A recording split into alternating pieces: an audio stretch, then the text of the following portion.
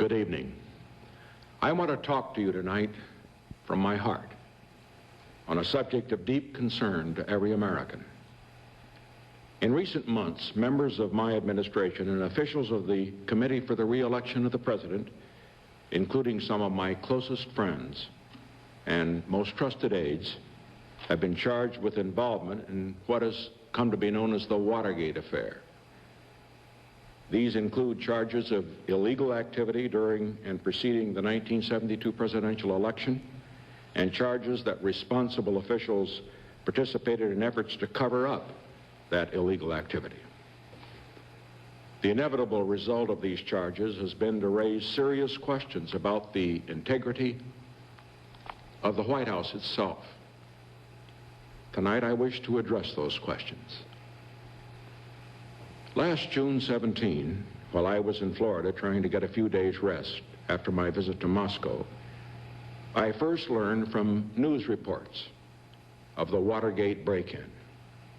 I was appalled at this senseless, illegal action. And I was shocked to learn that employees of the Re-election Committee were apparently among those guilty. I immediately ordered an investigation by appropriate government authorities. On September 15, as you will recall, indictments were brought against 7 defendants in the case. As the investigations went forward, I repeatedly asked those conducting the investigation whether there was any reason to believe that members of my administration were in any way involved. I received repeated assurances that there were not.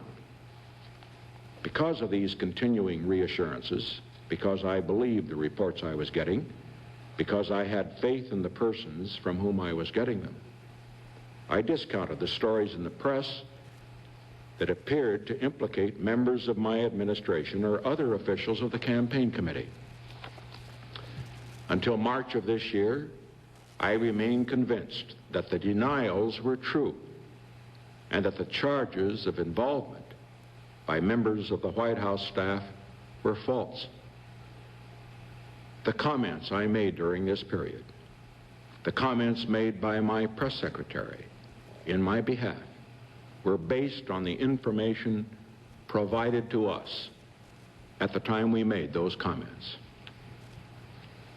However, new information then came to me which persuaded me that there was a real possibility that some of these charges were true, and suggesting further that there had been an effort to conceal the facts both from the public, from you, and from me.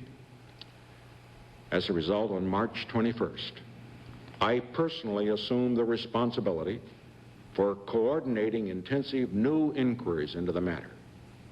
And I personally ordered those conducting the investigations to get all the facts and to report them directly to me right here in this office.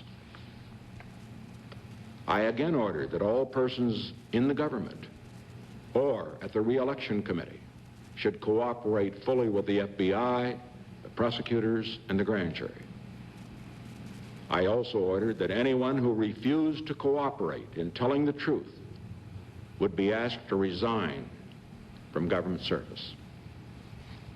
And with ground rules adopted that would preserve the basic constitutional separation of powers between the Congress and the presidency, I directed that members of the White House staff should appear and testify voluntarily under oath before the Senate committee which was investigating Watergate.